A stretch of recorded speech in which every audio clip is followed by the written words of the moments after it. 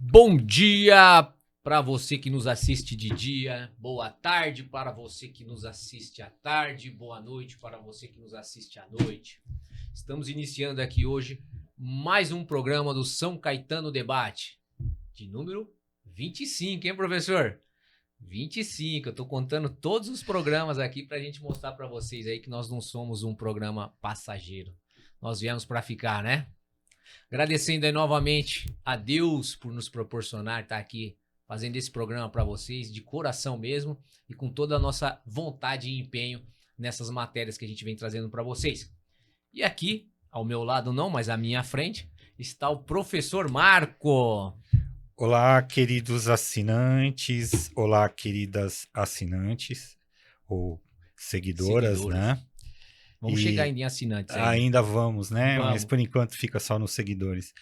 É essa oportunidade, né, que a família Camargo nos dá de fazer parte dessa bancada aqui é uma coisa muito especial. Então, estar com vocês aqui, para mim, é um momento bastante especial.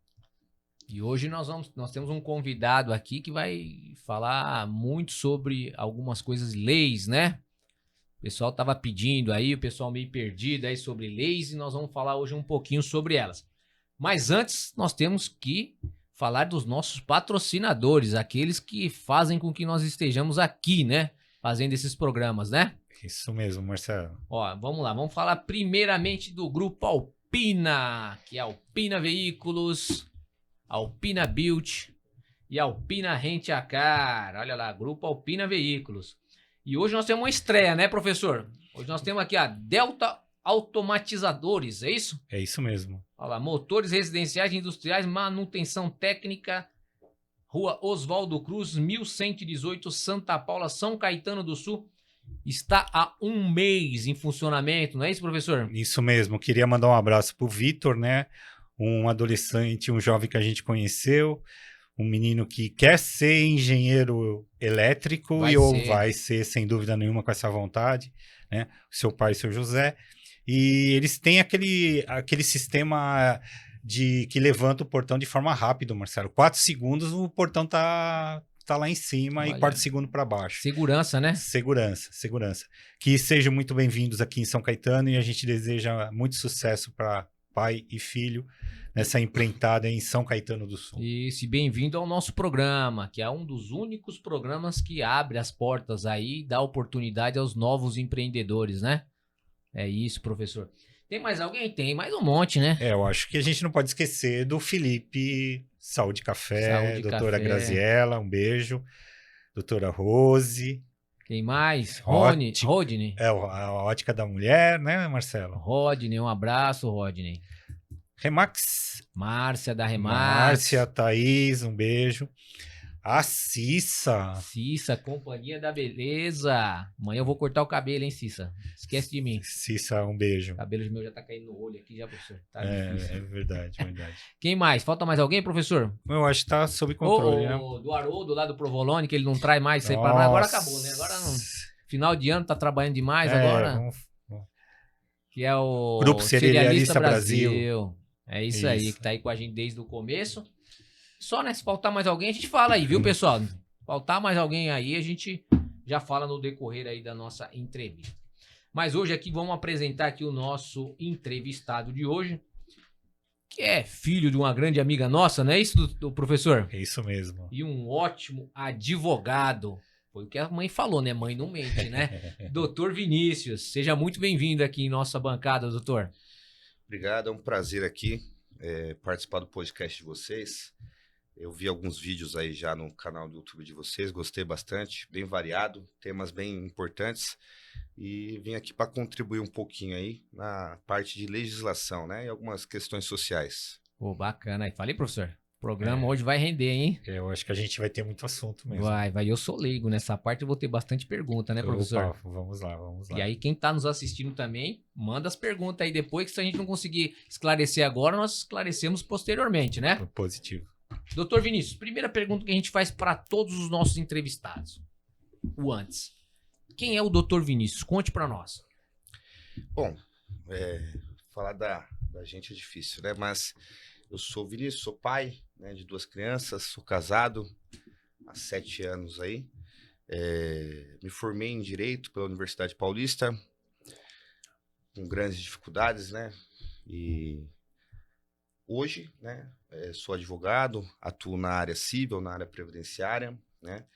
A gente gosta bastante de política, então sempre participei ativamente também da política de São Bernardo do Campo. Legal. E região, né, ali de Diadema também, aqui de São Caetano participei um pouquinho em determinados momentos também. E é isso, eu gosto de ajudar as pessoas, sou diretor da Associação Amor e Vida também, né? Que no caso minha mãe é fundadora, ela é presidente, eu sou diretor. Legal. Participo voluntariamente e ativamente, quando eu posso, na orientação das pessoas, a orientação jurídica, e na verdade, de todas as formas que a gente pode, né? A gente tá aí para ajudar o próximo.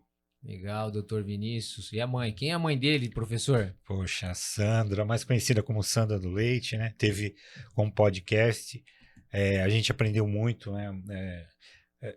A gente admira muito as pessoas, doutor Vinícius, que têm como propósito ajudar o próximo, né? E a gente ficou muito sensibilizado, né, Marcelo, com a história de vida, né? A associação, né, que vocês mantêm, né? Até hoje, né? E a gente sabe como é difícil manter uma associação, e a Sandra do Leite, muito guerreira, e nos deu uma aula aqui. Envolvido, né? Muito amor envolvido, acho que é isso. Muito amor, eu vi aí no canal dela, aí ela se vestiu de Mamãe Noel, entregando brinquedos. Isso vai muito além, né, do ajudar, né? Ela vive isso, né? Isso a gente diz que o terceiro setor, as associações, as ONGs, elas chegam onde o Estado não alcança, né? O Estado pode ser forte, ele pode ser organizado, mas ele não consegue chegar em todos os cantos, né? Uhum. Então, lá na periferia, lá naquele cantinho, é onde as associações estão, né? Onde o ser humano se auto-organiza, né? Para ajudar o outro, né? Então, esse trabalho da Associação Amor e Vida, cresci nesse trabalho. E gosto por isso, porque a gente vê que o Estado não dá conta de fazer tudo, e a gente vai lá onde ele não chega e faz, né? Com a ajuda de várias pessoas. Na verdade, a gente é um intermediário, né? Intermediário. Legal, doutor. Você viu aí, né, professor? Muita história aí, o rapaz. Sim, aí. sim. Doutor Vitor, vamos aproveitar aí que você falou pra gente. Vinícius, desculpa. Doutor Vinícius. Você é especialista aí em área tributárias, né? Previdenciárias. Possível. E a gente tem uma pergunta, né, professor? Nós queremos saber aí algo que está aí na mídia aí já há um tempo, e que a gente fica sabendo muito pouco pela televisão, né? Muito pouco, muito superficial, né? Então, a minha dúvida seria o quê? Sobre essa reforma tributária que nós estamos ouvindo aí, já vem de outros governos, né? E ninguém faz nada, não é isso, professor? É isso mesmo. Eu queria saber de você. Tributária ou da Previdência? Previdência, desculpa. Da Previdência. Teve a tributária, né, esse ano. Isso. Você falou, teve a tributária, ela... Previdência. No caso, a tributária que começou agora esse ano, né? Então, uma transição longa aí, a gente vai demorar para saber o impacto da tributária, né? Diversos governos já vem trazendo, né? Vem trabalhando isso daí há muito tempo, para fazer o imposto único, né? O imposto agregado, os outros países já aderiram a isso, e tem mais sentido, né? Para quem é empresário aí, ser mais simplificado, né? Já atinge toda a sociedade, mas quem está mais ligado nisso é o lado empresarial, né? Uhum. Agora, já da Previdência, a reforma da Previdência, ela foi feita em 2019, né? Ela foi promulgada em novembro de 2019. E essa reforma, cara, assim, todos os governos passados, né, eles falavam sobre a necessidade de uma reforma na Previdência, porque o sistema não conseguiria se manter durante muito tempo, né? E aquela questão de governo federal, eles colocam dados que a gente aqui embaixo, mesmo com o portal da transparência, mesmo com a informação, hoje é difícil você ter acesso. Falar, o Brasil vai quebrar, a Previdência vai quebrar realmente, né? Mas era o argumento de todos os governos. Tem que reformar. O empresário não quer investir no país porque não tem uma previdência saudável. Em um país que não tem uma previdência saudável, os investidores correm, né? E esse era o que todos os governos sempre disseram. O governo do Bolsonaro, em 2019, colocou em prática essa reforma da Previdência. E como o país estava muito polarizado naquele momento, virou mais ou menos uma disputa de de futebol, algo muito banal. Então, quem era a favor do governo Bolsonaro concordava com a reforma e quem não era, era contra. Mas não foram discutidos pontos ali, na verdade, foram discutidos no Congresso, que é o lugar certo para isso. Mas a população em si não se ligou muito, né? O que vinha por aí? E eu confesso que até nós do direito, na época, a gente analisava e ficou um pouco distante para a gente... Qual que vai ser o impacto disso? Porque a Previdência Social, ela é uma locomotiva que mexe com o país, e ela está interligada ao direito do mais pobre, né? Do mais vulnerável ali. Bom, foi aprovado, né? Com essa questão de redução de custos, né? Com esse argumento de redução de custos para o país. Porém, na prática, o meu dia a dia, como diretor de associação e como advogado previdenciarista, o mais pobre foi totalmente prejudicado. Foi prejudicado? Foi muito prejudicado. Foram alterados as normas, né, das aposentadorias. Todos os tipos de benefícios foram alterados. A forma de cálculo, os requisitos de idade, de contribuição, foram totalmente alterados, né? E, no meu ponto de vista, claro, se eu estou no governo federal, no executivo, eu tenho condições de entender que isso realmente precisava ser feito, legal. Então um presidente ele não faz só o que é popular. Ele tem que tomar medidas fiscais sérias também, né? Ele tem uma responsabilidade. Porém, é muito difícil a gente fazer essa análise dos gastos do Brasil. O Brasil é um país intercontinental, o tamanho do Brasil, né? Então, enfim, não dá para saber se tinha necessidade realmente da reforma ou não, mas foi feita. E o resultado disso, aí tem casos práticos, né? Se você pegar hoje, uma pensão por morte, por exemplo, é algo que acontece bastante. Vou dar um exemplo. Um casal de idosos. Ele é aposentado, aquele modelo mais tradicional de família, antigo. A mulher nunca trabalhou, foi dona de casa ali a vida toda. O marido era aposentado, ganhava seu 5, 6 mil reais ali. Então, eles são acostumados com essa renda. O custo de vida do idoso no Brasil é muito caro, né? Medicação e saúde. E eles acostumaram com essa renda, vivem há muitos anos nessa renda. O senhor, o idoso, veio a falecer. Como que era antigamente? A aposentadoria dele se transferia para ela e vira pensão por morte, né? Com valor integral. A reforma da Previdência já diminuiu isso para 50% do benefício, mais 10% para o dependente. Então, se o idoso ganhava 10 mil reais, sua viúva vai ganhar 6, né? E 60%. E isso, então, de 3 mil, caía para 60%. Isso afetou muito. Isso acontece todos os dias. O pessoal não entendeu que isso aconteceu ainda. O pessoal fala, não, mas está errado. Preciso fazer uma revisão. Eu falo, não tem revisão. Não tem o que ser feito aqui. 60% do valor 60%. Né? 50% mais 10% por dependente. Então, esse é um dos pontos que você olha ali uma senhora sozinha, sem seu companheiro, né? E que precisou começar a viver com uma renda de metade. Mas os custos que ela tem ali é de 100%. Até porque, como você mesmo falou no começo, ninguém muito... o pessoal não se inteirou sobre o tema. Não. Então, ela não sabe que ela vai ter essa redução drástica dentro da casa dela de renda, né? E os custos permanecem. 4 mil reais aí, nesse comparativo de 10, né? Exatamente, né? Então, esse é um dos benefícios, né? Você pega outros, aposentadoria por tempo de contribuição. Antes, a pessoa completou 35 anos de contribuição, independente da idade, ela se aposentava. Hoje não, é com 65 anos. Então, ele tem que cumprir o quesito 35 anos de contribuição, mais 65 de idade. Você pega alguém que começou a trabalhar quando podia, né? Com 14 anos CLT, então a pessoa se aposentaria com 49 anos, é isso? 14 mais 35? 50 anos. Poderia se aposentar até a reforma da Previdência com 49 anos. Isso. Depois da reforma da Previdência, a pessoa vai se aposentar com 65. Né? Claro que tem regras de transição para isso, mas o direito mudou. Né? Então, isso novamente, não dá para entrar muito no mérito se o governo deveria fazer isso ou não, como que era a saúde previdenciária do país, né? Mas afetou o mais pobre. Né? Então, não sei se o governo conseguiria fazer isso de uma outra forma, não afetando tanto aqui a linha de baixo, né? O idoso, que é mais vulnerável, né? Mas, enfim, entre outros, esses 2 exemplos que eu dei, né? Tem um terceiro, vou deixar para vocês, a aposentadoria especial, né? Que é para quem trabalha com atividades insalubres. Então, você pega uma pessoa que... Trabalhou num posto de gasolina, por exemplo. Trabalhou no posto de gasolina, por exemplo. A contagem, quando você vai fazer a conta, tem um fator de conversão para a pessoa se aposentar mais cedo. Não vou entrar em questões muito técnicas, mas a pessoa trabalha com insalubridade, é comprovado que isso faz mal à saúde dela, existem graus, né, de insalubridade, e então a pessoa conseguiria se aposentar mais cedo.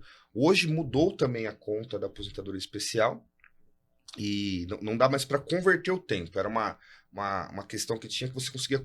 Às vezes a pessoa ela não tinha todo o tempo de atividade insalubre. Ela trabalhou 10 anos insalubre e 10 anos normal. A gente convertia esse tempo insalubre para o normal. E ele tinha um adicional de 40%. Uhum. Hoje acabou. Pós-reforma não tem mais. Você não pode converter o tempo.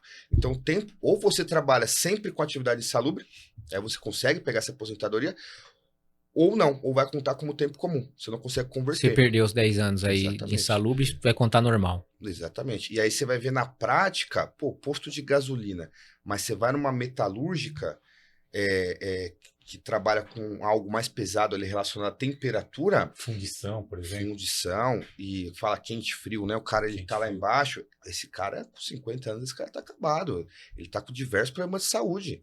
E isso é bem comum, a gente pega no escritório. E esse cara não consegue mais se aposentar, ele não consegue mais converter esse tempo. Então, o cara trabalhou 10 anos ali naquele quente frio que eu dei o exemplo. Vai ser um tempo comum, né? Caramba. 65 anos. E se o cara trabalha... Não, aí é menos. Ele vai ter um pouco porém, o X o X da especial a pessoa, antes da reforma, ela trabalhou 10 anos com atividade especial. E ela trabalhou 10 anos com atividade comum. A gente transformava esse tempo especial em comum. De 10 para 14. Ela ganhava 4 anos ali. Isso acabou. Isso não tem mais essa conversão, depois da reforma da Previdência. E uma pessoa que trabalhou 100% dessa forma, ela se aposenta com quantos anos? Atividade insalubre. São 15 de contribuição, né? 15, 20 e 25. Está interligado ao grau de insalubridade, né? Então, você pegar a de 15 anos ali, são atividades relacionadas à extração de minério, o pessoal que trabalha lá no subterrâneo mesmo. São poucas atividades que são bem insalubres, né? Aí a pessoa, 15 anos de contribuição, né? E tem uma idade mínima que eu não vou lembrar agora, né? Que mudou também. Aí é 20 e 25. 20 são as atividades intermediárias e 25 são as mais leves, vamos falar assim. Então, você pega um frentista, por exemplo, um técnico de enfermagem, né, um médico, aquela insalubridade menor. Um bombeiro, não sei qual que é a insalubridade do bombeiro, porque... Não, bombeiro civil, bombeiro que trabalha dentro de uma indústria. Sim, exato. Provavelmente é a insalubridade mínima também. Que ele também está exposto ao risco. Mas aí só uma dúvida, ele tem que trabalhar que nem o frentista, 25 anos como frentista? Um exemplo. Ou outra atividade insalubre. Insalubre. Ele começou lá e trabalhou 10 anos como frentista e depois saiu e foi trabalhar numa empresa administrando ali que não tem... Se for pós-reforma por exemplo, a lei da Previdência, ela está sempre interligada ao momento. Então, se a gente está falando que ele trabalhou em 2005, a gente vai usar a lei de 2005, vigente naquela época. Se ele trabalhou em 72, nós vamos procurar lá a lei vigente de 72. Inclusive, esse isso que deixa a gente maluco, porque... É a lei do momento, ali vigente, onde ele trabalhou. Exato. Ele tem que fazer um monte de cálculo, né, Marcelo? Você tem que achar... Aí é doideira previdenciário, porque a lei de benefícios, ela é de 91. Ela deve ter mais ou menos 40 alterações aí, tirando a reforma da Previdência. Então, você pega um trabalhador que ele trabalhou em 92, e aí você vai ver a legislação daquela época, até março era uma, aí depois de março até dezembro era outra, e aí você tem que pegar o caso dele e fazer a conta em cima do período. Então, enfim. Caramba, hein?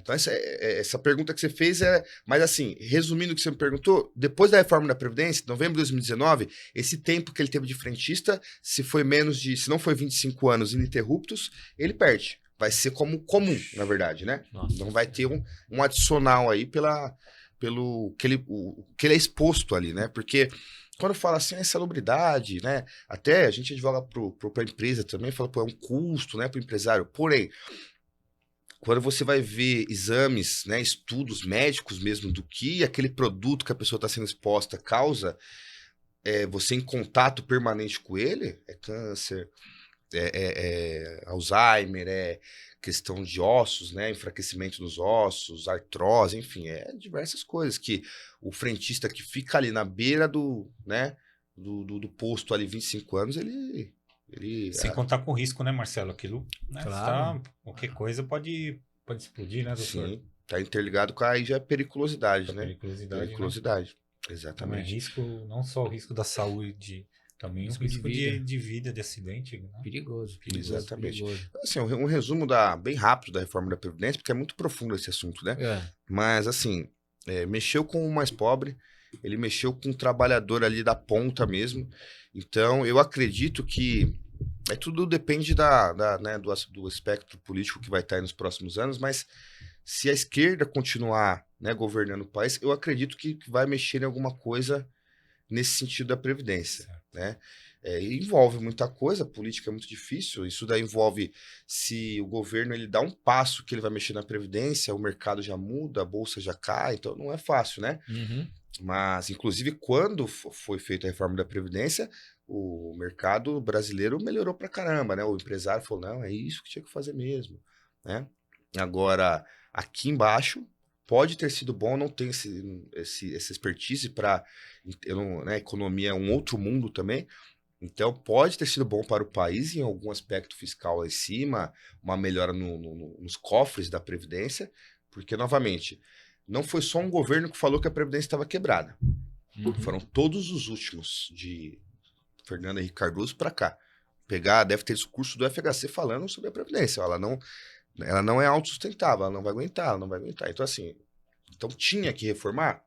Aí, essa questão lá em cima, né? É um assunto muito complexo. Sim. Mas eu acho que teria que chegar no meio termo aí, né?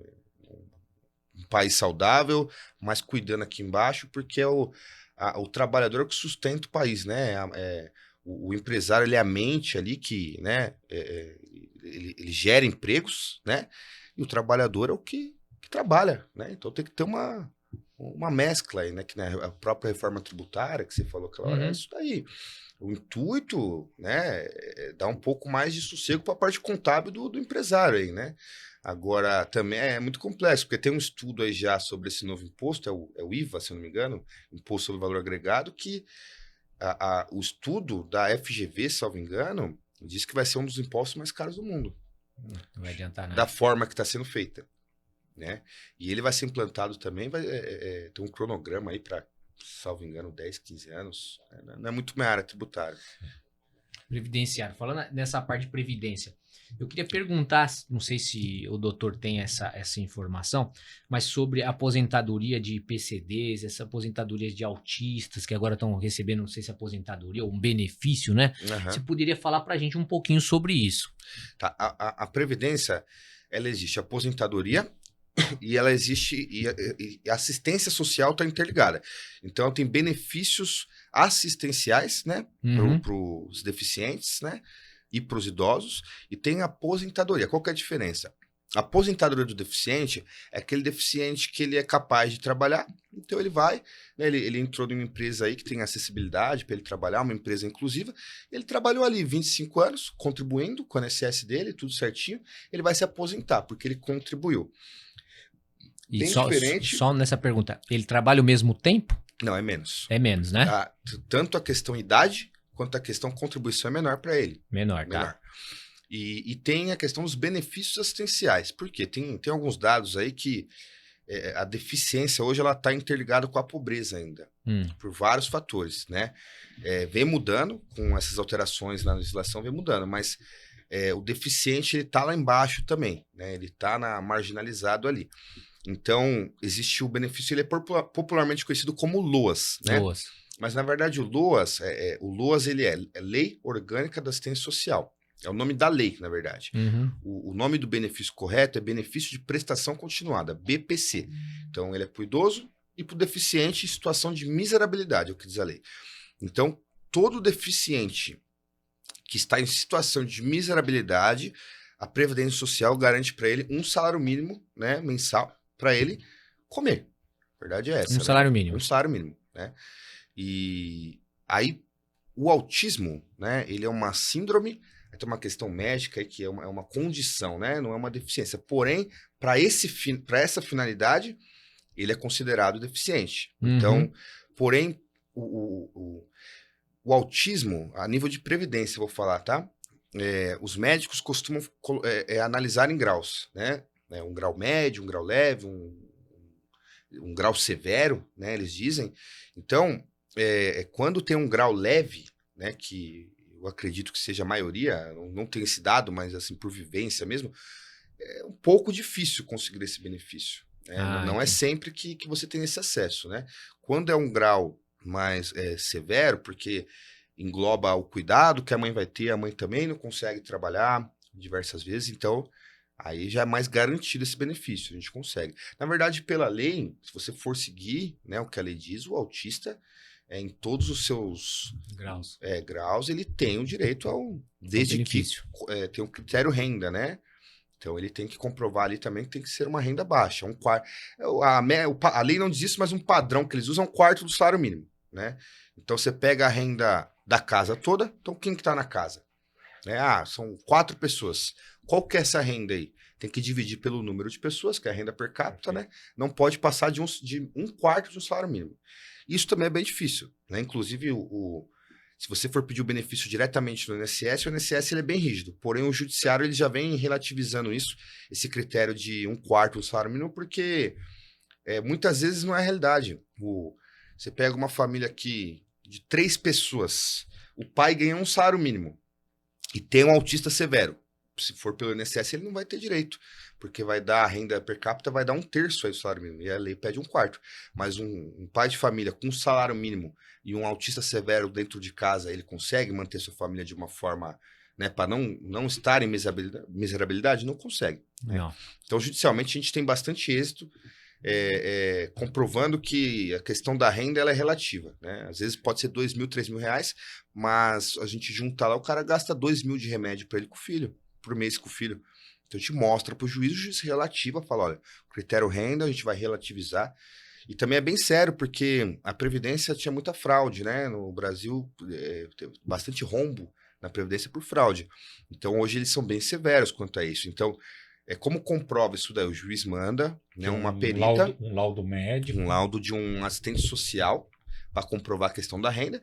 Então vai um assistente social na casa da pessoa e comprova tudo que a gente alegou. Então, ó, tem saneamento básico, não tem isso, tem aquilo, tem tantos televisores, não tem nenhum televisor, olha tudo o assistente social. E o médico, que vai entrar na questão da deficiência. O médico vai entrar na questão da deficiência. Então, o médico constatou deficiente, o assistente social comprovou a miserabilidade, né, o juiz concede aí o benefício. Entendi. A questão do deficiente é outra questão bem ampla também. Tá. E a lei de cotas, né, Marcelo? Sim. Os empresários têm que cumprir, né, doutor? Tem que cumprir, e já é uma questão trabalhista aí, mas é bem importante isso daí, é uma forma de forçar o mercado a falar, não, tem que trazer o deficiente para cá, porque tem que dar condições para ele trabalhar. Tem que dar condições, tem que dar, né, a questão da acessibilidade, quando fala acessibilidade, a gente pensa em calçada, elevador, mas ela é muito ampla, né, pensar que aqui é o nosso ambiente de trabalho, né? Eu tô aqui todos os dias das 8 às 5, né? Então, a geladeira, um refeitório, né? Um lugar, um fumódromo, tudo que você vai fazer você vai estar ali o dia todo. O seu computador, a sua mesa, o seu microfone, tudo isso está interligado, porque senão você tira o acesso, né? Você não dá... O que diz a lei aí, no tocante de deficiência, você tem que dar... Autonomia. Você tem que dar autonomia, você tem que colocar ele de igual. Então, se eu sou... qualquer tipo de deficiência e você não, a gente está num ambiente corporativo... Condições de trabalho igual. Só que se eu chego lá e eu não tenho nenhuma mesa que comporte a minha deficiência... Já fica desigual. Eu já estou desigual, né? Perfeito. Da sua condição. Então, o intuito aí é trazer o deficiente para o mercado, porque, novamente, o deficiente acabou sendo marginalizado porque é um estigma. O cara da cadeira de roda, ele está vendendo bala no farol. Por quê? Porque o pessoal, de repente, vai se sentir uma pena e vai comprar, ou porque é só aquilo que ele tem, é só aquela oportunidade que ele tem. Então, essa questão das cotas aí que você tocou, eu acho bem importante para trazer o deficiente, porque imagina, na verdade, o mundo já provou isso, né? Quantas mentes raras não existem em pessoas que têm alguma deficiência ali. Mas tem outras habilidades, né, Claro. doutor? E seria um desperdício, seria alguém que nunca não seria reconhecido, estaria dentro de casa, recebendo um benefício assistencial, de repente, do governo. Não, a pessoa não vive, né? Então, acho bem importante, sim, essa política de cotas para os deficientes. Bacana, professor. Tinha mais uma pergunta aí que você marcou aí, né, professor? Então, marquei, mas antes dessa pergunta, tem uma pergunta, assim, que a minha parte de psicólogo também, né, doutor? Uma curiosidade, assim, como é que é o mundo do direito para essas questões emocionais? Agora eu estou falando para o advogado, para o profissional, né, exercendo a sua profissão. Na sua opinião, né, o que o doutor sente no dia a dia e também o que o doutor se relaciona com outros colegas também nessa saúde mental, saúde emocional do mundo do direito. Olha, é uma questão bem importante, porque o advogado ele resolve problemas, seja em qualquer seara, né? Seja lá da empresarial, seja o civil, seja o trabalhista. A gente estudou para resolver problemas. Na faculdade ninguém contou isso para nós, né? Mas a verdade é, se deu um problema, a pessoa vai procurar um advogado, né? Então, a carga emocional é transferida para nós diversas vezes. Principalmente, é uma área que eu já atuei, né? Não atuo mais, mas a área de família. A área de família está interligado não muito à razão, mas à emoção, né? Então essa área é bem complicada, porque a demanda emocional, né, da história toda, cada família, se chegou até nós, geralmente não tá legal. Não dá para separar, né, doutor? Ou é separação, ou nunca é algo muito bom, quando chega, né, até o escritório. E aí essa questão emocional, ela é transferida, assim, para o advogado. Às vezes o cliente ele espera algo do advogado ali que o advogado não pode fornecer, que você forneceria, né? Porque realmente eles esperam, é perceptível, é tão perceptível que eu tenho um cartão de psicólogo na mesa, que eu falo, você precisa de um psicólogo. Tem que trabalhar em conjunto. Tem que trabalhar porque eu falo assim, isso aqui não é da nossa alçada, isso eu não consigo resolver para você. Isso não dá pra gente resolver. Isso é uma questão de família, né? E então, sim, a gente tem a carga emocional é transferida pra gente aí. Porque eu pego um problema seu para resolver, né? Eu sou remunerado por isso. Então, eu falo, Marcelo, qual que é o seu problema? Meu problema é tal, da minha empresa, da vida pessoal. Eu peguei seu problema, amigão, tenho que resolver, né? Claro que a advocacia ela é baseada, ela não é uma atividade fim, né? É uma atividade meio. O que quer dizer? Não dá para você prometer resultado, tem um juiz para decidir o caso, né? O advogado o que ele vai fazer é mostrar o seu direito, a sua história, contar da melhor forma para o juiz. Mas o advogado que fala que vai resolver, ele tá mentindo, porque que ele garante, na verdade, que vai resolver, ele tá mentindo, né? Só que, independentemente de eu não sou obrigado a resolver, você não pode me contratar e falar assim, eu te paguei pra você tem que me dar uma sentença boa. Não. Inclusive, o contrato diz, a legislação nos desobriga disso daí. Só que tem uma questão pessoal aqui. Eu peguei seu problema para resolver. E você conta com essa resolução. Então, o seu problema se torna o meu problema. Então, respondendo o que você me perguntou, tem sim essa questão. Nossa mente aí também é bem pesada. Questão emocional. Questão emocional, é bem cansativo. Na verdade, antes da advocacia, eu sempre trabalhei com vendas, né? E não era braçal, né? Mas é uma atividade diferente. Já trabalhei com alguma coisa ou outra ali braçal também.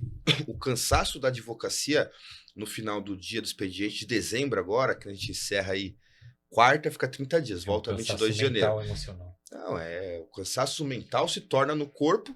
Parece que eu carreguei um caminhão de tijolo quando eu saio do escritório. Puxa, e eu tô sentado na cadeira, no ar-condicionado, trabalhando.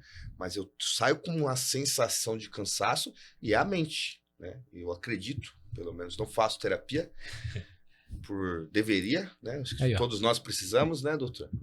Mas a mente, ela cansa mais que muitas coisas, né? Doutor Vinícius, nós recebemos aqui uma pergunta, né, dos nossos internautas aí, quando ficaram sabendo do nosso tema aí, que temos um advogado hoje no programa. E a pergunta bacana, algo que nós nunca tocamos aqui no nosso programa, a respeito da parte social dos familiares, o direito dos familiares de detentos. Olha aí, ó. Legal. Algo polêmico, né, professor? Poxa. Mas estamos aqui para trazer a voz do povo. Que vocês perguntam, nós falamos. Essa questão da massa carcerária, direitos dos presidiários, que está interligado com os direitos humanos, né? É muito profunda, né? Mas dá para dar uma pincelada aqui. Sim. O primeiro contato que eu tive aí com essa questão foi na faculdade, aí, num promotor de justiça foi fazer uma palestra lá e nos apresentou os números do sistema carcerário, como funciona, e você se depara, você começa a entender e o negócio é feio. É feio. O pessoal tem mania de falar, lei no Brasil é falha, lei no Brasil é falha. Nossa legislação deriva do direito romano, né? Então ela é muito bem feita, a verdade é essa, ela é muito bem feita. Só que o governo não consegue cumprir. Então, o governo não cumpre o que ele deveria fazer e isso, toda a sociedade perde com isso. Por quê? A lei ela é muito clara quanto à ressocialização do detento. E o pessoal confunde muito isso com, vai dar um hotel para esse cara, o cara roubou, o cara fez isso, o cara matou e ele vai ter um hotel 5 estrelas. Não tem nada a ver com isso daí. O que diversos estudos milenares chegaram a uma conclusão? Que se você pegar alguém que cometeu uma infração, um preso, um criminoso, e você tratar ele igual um animal e você ir lá e dar comida estragada para ele e ele apanhar todos os dias, a tendência é que ele vai sair da cadeia muito mais revoltado, perigoso e agressivo. E quem vai sofrer com isso? O cidadão de bem. Ele vai ser assaltado, vai ser morto por essa mesma pessoa. E os estudos milenares mostraram que os países, isso é constatável recentemente, Noruega, Israel, os países que aderiram a uma ressocialização correta, os índices criminais começaram a baixar drasticamente. E o que é isso? O que é essa ressocialização do detento aí? Não é dar hotel 5 estrelas para ele. É dar um acesso lá dentro à educação, acesso ao trabalho assim que possível, na progressão da pena, e aí vai de cada governo, mas convênios, né, que já existem alguns modelos, convênios com grandes indústrias, com grandes empresas. Então, aquela grande empresa ali que tem uma carga tributária alta, contratou um detento, ela vai ter um benefício fiscal. Mas não é qualquer detento, é o detento que passou, ele estudou, ele concluiu o ensino médio dele lá dentro, ele fez ele fez um estágio, a palavra não é estágio, mas a lei já prevê colônias, né? Então, qual que era o certo? Se a lei fosse seguida aqui no Brasil, o cara foi preso, ele vai ter ali uma assistência médica básica para alguém não pegar uma tuberculose ali, infectar 10, 20, morrer todo mundo, né? Ele vai ter uma assistência médica básica que um ser humano precisa. Um lugar que ele possa trabalhar, estudar.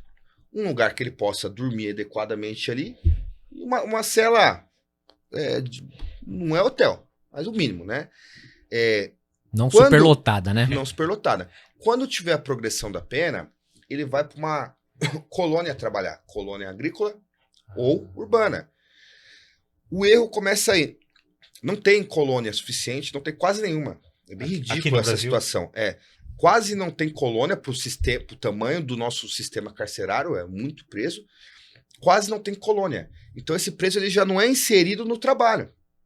Então você está falando de alguém ali, cada caso é um caso, mas às vezes é uma pessoa que nunca teve contato com o estudo, com o trabalho. Ela vai sair da cadeia, é bem provável que ela volte a roubar. E quem perde com isso é a própria sociedade. Então, pensa comigo, você consegue pegar um cara que era violento, um cara que, todo mundo tem raiva de ladrão, não dá pra falar que não dá. A pessoa é assaltada, você fala, tem que matar esse cara. Mas você não pode pegar o caso isolado. Você tem que pegar como população, como sociedade, como governante. Governante, a pessoa do poder executivo ali, ela tem que pegar os dados que ela tem, a questão demográfica, e falar, o que tá acontecendo? Tá crescendo muito. Por que tá aumentando a massa carcerária? Onde a gente está errando? Só que, verdade é que o governante, ele sabe onde ele está errando, né? São vários fatores que levam, tá aumentando a massa carcerária. Agora, você pega países como Israel, né? Se quiser pesquisar aí depois como que é a ressocialização lá. Aí você pega, não são números exatos que eu vou falar, vou dar um exemplo, mas você pega aqui no Brasil, de 10 que sai, 8 voltam para cadeia. E você pega lá, de 10 que sai, 2 voltam para a cadeia e 8 estão no mercado de trabalho. Então, o papel do Estado é de um agente transformador, de pegar aquele cara violento, que todo mundo tem raiva, que está prejudicando o pai de família, que está matando, e transformar ele num trabalhador.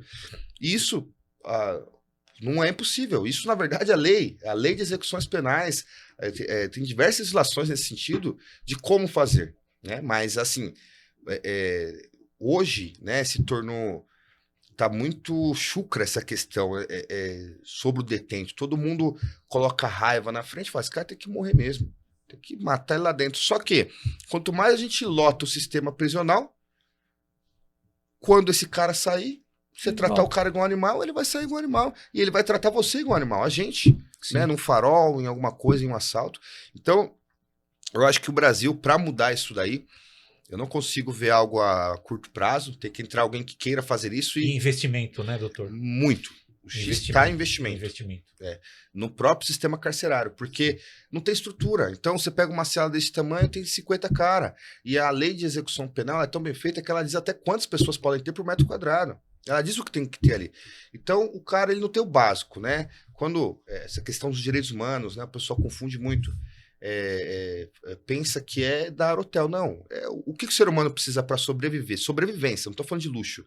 Necessidades básicas humanas. Básicas. Ele precisa comer, ele precisa tomar água, ele precisa de um médico ali, não um médico para ele, é óbvio, mas pô, o cara tá com uma tuberculose, o cara tá com um HIV, o cara tá com uma coceira lá, ele precisa de uma assistência médica básica. Ele precisa de uma assistência judiciária, porque tem preso, tem diversos mutirões aí, tem preso lá que já cumpriu a pena, tá lá, não tem família aqui fora, ou não tem dinheiro para pagar advogado, não consegue sair, tá lá. E ele precisa também sentir segurança também, né? Porque não sabe, um ambiente daquele hostil, né? Pode... Exatamente. Então, falar, se não roubar, não vai para lá. Não, é verdade. Mas aí é um tema muito complexo, está interligado com a educação. Aí você pega como que é a educação pública hoje, né? Aqui em São Caetano, eu sei que é uma educação até razoavelmente perto do ABCDMR aqui, uma das melhores que tem, né? São Bernardo também é muito boa. Só que quando você pega educação e você compara com uma escola particular, você vê quão atrás está a educação pública, né? A escola particular vem formando gestores, né? Vem formando empresários, vem formando pessoas qualificadas, e a escola pública não que não forma, mas bem menos, né? Então, às vezes, a escola pública, ela forma uma pessoa ali que vai ser a base da pirâmide ali, no serviço, né? E a particular forma o chefe, vamos falar assim, né? E isso está totalmente interligado com a violência, com a questão da massa carcerária. Então, você pode ver que em qualquer processo eleitoral, o tema é sempre educação. A educação transforma. Mas, na prática, a gente não vê, né? A educação hoje ainda municipal, ela é razoável, ela ainda é boa. Quando passa para estadual, cara, não dá. Você pegar o São Bernardo do Campo, as escolas estaduais que eu conheço, e a gente sabe que a nível do estado inteiro, estado de São Paulo, a educação não é boa. Não é boa. Aí é aquela controvérsia. No ensino médio não é. No ensino superior é. Faculdade pública é maravilhosa. E aí entra aquela controvérsia. Quem vai para faculdade pública? Normalmente Os é quem ricos, estuda né? na particular, né? E o da escola pública vai para universidade particular. No meu caso. Então, claro, tem exceções, tem pessoas que se tocaram disso muito cedo, foram estudar e passaram, mas não é regra, é exceção, né? E tudo isso, você vê que a política é isso, o direito está tudo interligado. O que o governo, quem está na escola pública, o governo está formando, o que o governo está formando, como o governo está formando? Não tem professor, mas por que não tem professor? O professor tá doente, está em depressão, está com 40 dias, mas por quê? Como esse professor está sendo tratado na rede pública, né? Constantemente, você pega o município de São Paulo, o próprio estado de São Paulo, eles mexem no direito do servidor público. E do professor, principalmente. Então, você pega a depressão, hoje, em professor, ela é muito grande. E aí o cara falta, ele pega testado, aí o aluno tem uma vaga, e tá tudo isso sendo interligado. E no meu ponto de vista, muita coisa acaba lá, dentro do sistema carcerário, né? E às vezes esse cara, ele caiu lá dentro uma vez, o problema tá aí. A dificuldade dele voltar e arrumar um serviço é muito grande, Já tem um porque preconceito, ele vai né, ficar doutor? carimbado. E a gente tem. Esse preconceito está enraizado na gente. Então, o governo, como um papel de interventor, tem que fazer políticas públicas com grandes indústrias, com empresas para receber essas pessoas. Mas tem que dar a qualificação lá embaixo também. Ó, vou dar um curso. Qual o setor está faltando? A gente estava falando mais cedo de algumas profissões, né? Isso. Que estão em falta, aí, profissionais qualificados. Pega, vamos dar curso para essas pessoas. Ah, mas vai dar curso para esse cara que matou? É para ele, porque ele não é para ele matar de novo. Sim. A gente deixar largar e tratar e dar comida estragada para esse cara, ele vai sair pior, ele vai matar você, seu filho, meu filho, né? Então, novamente, não é da minha cabeça isso, a lei diz isso Claro, já. lei. Em outros países do mundo isso funciona, né? Em alguns países funciona muito bem, inclusive, e o governante brasileiro sabe, mas aquela coisa, questão De interesse, muito profunda, tá tudo interligado, né? É. Educação, tá, então, o cara querer resolver uma coisa aqui de cima, ele tem que resolver, não dá para começar pelo telhado, né? E eles sabem, e eu acredito que seja educação, né? O principal aí, se você Investir, né, em educação. investir em questão né, das ETECs, essa questão de formar profissionais, né? O mercado de tecnologia no Brasil, a nível, o governo investe muito pouco em tecnologia para um país desse tamanho, né? Outros países que investiram em tecnologia lá no berço estão colhendo o resultado agora, né? Eles são detentores de tecnologias milionárias. Todos têm sede de São Paulo aqui. A empresa chinesa, a empresa da Coreia do Sul, né? Tem sede aqui em São Paulo e o brasileiro vai lá trabalhar em algo, geralmente, subemprego braçal. Porque aqui não investe. Quem tem acesso à tecnologia aqui, novamente, é quem a família hoje tem essa condição de custear, né, esse curso, uma escola melhor. A escola melhor hoje já tem robótica desde os 4 anos de idade, né? Já é bilíngue. A pública, quando você vai ter acesso à robótica, né, uma programação, né? Então, novamente, começamos num tema, paramos em outro, mas querendo ou não, está tudo interligado, né? Nós falamos um pouquinho de cada assunto, né? Falamos Exatamente. bastante aí hoje, hein, professor? Ficou faltando algum ponto aí que o senhor marcou, professor? Só... Porque o nosso programa tá acabando já, você viu como passa rápido, né? Só contar um pouco pro doutor Vinícius. Eu conheci o Marcelo através Do cordão. da divulgação do cordão de girassol. Então, foi uma bandeira e o Marcelo pediu para que eu desse um depoimento, né? Esse depoimento virou uma amizade e da amizade virou eu como o segundo apresentador aqui, né? Então, um presente para o Dr. Vinícius e falar um pouquinho, né, agora de lei, né? A lei do cordão de girassol, só para gente fechar, né, Marcelo? Sim. Esse ano, né, teve na verdade, uma alteração no Estatuto do Deficiente, né, de 2015, salvo engano. O Estatuto do Deficiente é de 2015, da época que era Dilma Rousseff. E teve uma alteração, que foi o Geraldo Alckmin que sancionou agora, né, sobre as deficiências ocultas, né? Então, a deficiência oculta, a surdez, né? Novamente, de uma forma técnica, o autismo dizem que não é uma deficiência, mas para essa finalidade é considerada uma deficiência. Deficiência oculta, surdez, autismo, tem doença de Crohn, tem um monte de... Então, para acabar aquele constrangimento, né? Ontem nós tivemos a nossa festa de Natal da Associação Amor e Vida. Uhum. E eu tava lá na linha de frente chamando a senha das crianças. E eu falei, quem é preferencial vem aqui. E aí tem muita criança autista hoje, né? E aí bate aquela coisa, você olha a criança, aí é natural, tá dentro da gente um preconceito. Se você falar assim, mas ela é normal, ela tem cara de normal. Aí entra isso daqui, é aquele constrangimento. Você tem um filho autista, você precisa daquele preferencial, ou de qualquer direito seu. Você não precisa, às vezes tem um funcionário de um comércio mal treinado, de um banco, de algo grande, ele vai falar, mas o que ele tem? De uma forma alta, né? A pessoa fica constrangida, tem mãe que tem vergonha de falar da condição do filho, né? A própria criança fica constrangida ali. Então isso aqui nada mais é que expor algo que está oculto, né? Que está lá dentro, que ninguém consegue ver, né? Colocar e falar assim, ó, ele tem o direito, né? Então, a comunidade das mães autistas ela é bem unida no Brasil todo, percebi isso daí. Até porque vem crescendo muito, né? Não faço ideia por quê, mas cresce muito, né? E elas são bem unidas a âmbito municipal, estadual, federal, e brigaram bastante para conseguir isso daqui, né? Brigaram bastante aí. Uma luta Tanto aí essa de um quanto- tempo, né, professor? Então, o que a gente pode falar um pouco do cordão de girassol, de poucas palavras, né? Respeito quem está utilizando, né, doutor? E eu acho que começar por um sorriso já ajuda muito. Com certeza, é verdade. É isso aí, professor. Professor, temos que finalizar. Temos que finalizar.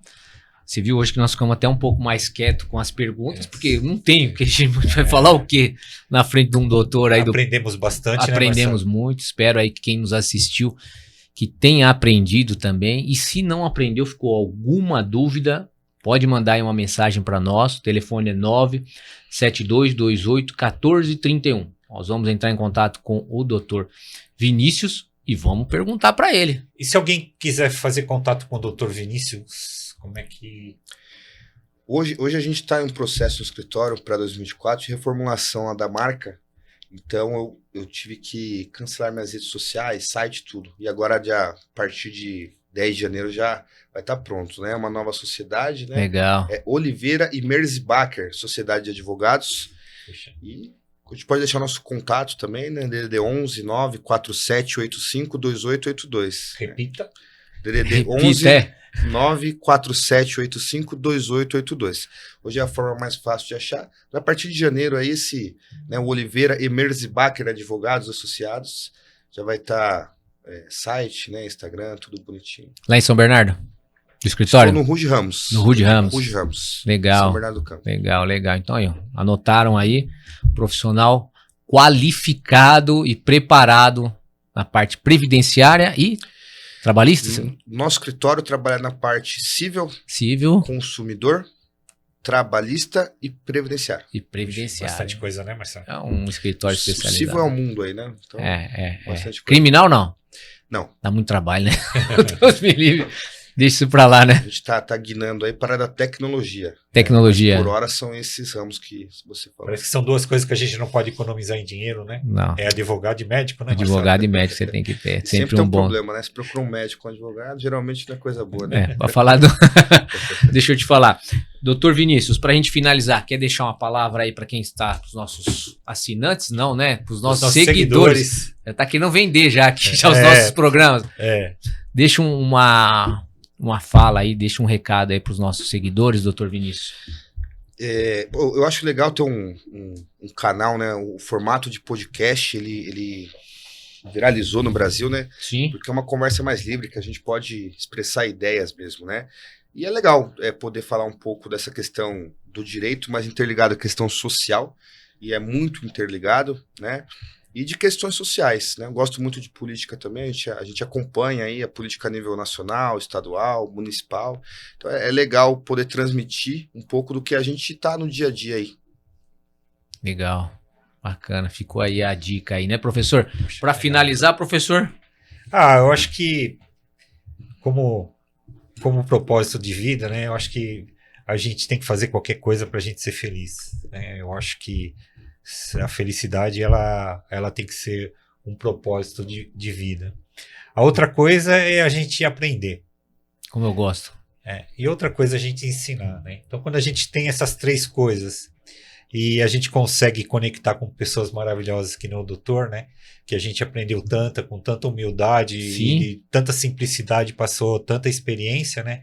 Eu acho que isso que vale a pena. E deixar claro aqui que nós chamamos outros profissionais que não vieram aqui no nosso programa. Então, agradecer mais uma vez aqui a disponibilidade do horário e o prestígio, né, que nos deu aqui em vir aqui dar essa entrevista aqui pra gente, né, professor? É isso mesmo. E lembrando, filho da Sandra do Leite. Então são pessoas, ele e a Sandra, pessoas ocupadas. A Sandra tá ali, ó, nos assistindo. A sua mãe já está ali, ó, nos bastidores. E estão aqui prestigiando o nosso programa. Então, queria deixar um abraço, agradecimento aí ao Dr. Vinícius por ter vindo aqui, dedicado esse tempo aqui ao nosso programa. E mande um abraço. Ela já está ali, a sua mãe, que eu admiro muito o trabalho dela. Acho que é recíproco, né, professor? Isso, nós admiramos. Nós admiramos o trabalho dela. Então, ficamos aqui, finalizamos o nosso 25º programa. Anota aí, 25º programa, né, professor? Isso mesmo. Contando aí sempre com a curtida sua, claro, o compartilhamento aí dos nossos vídeos, né, professor? Isso mesmo. E a audiência de vocês sempre nos engrandece muito e nos ajuda aí a fazer cada vez melhor um programa. Então, o nosso propósito é sempre disponibilizar informação sim, para os nossos de qualidade seguidores. e verdadeira, né, professor? Isso mesmo. Então, um beijo a vocês e até o nosso próximo programa.